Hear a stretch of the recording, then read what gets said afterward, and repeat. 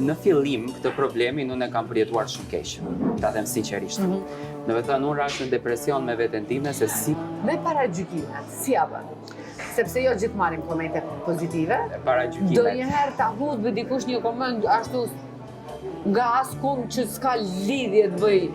Edhe më e keq është se vi nga Instagramet apo nga profile falsa, se askush s'ka guxim të ballafaqohet me Facebookun apo Instagramin e vet apo TikTokun apo qoftë edhe në jetën reale.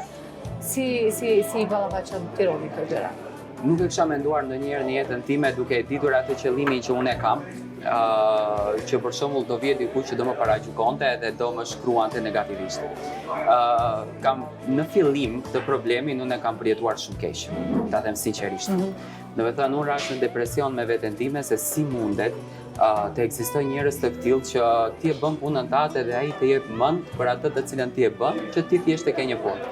Por arrita ta kuptoj nga puna që ne të dy bëjmë, paragjykimi vjen edhe nga mysafiri që e ke dëftuar. Do të thënë në momentin që një mysafir e thot një përgjigje që dikujt nuk i pëlqen, ai të paragjykon dhe ti të ofendon dhe mysafiri njëkohësisht. Do të thënë duke haruar statusin tënd që ti je thjesht një moderator që udhëheq një emision. Duhet ta bësh punën tënde po.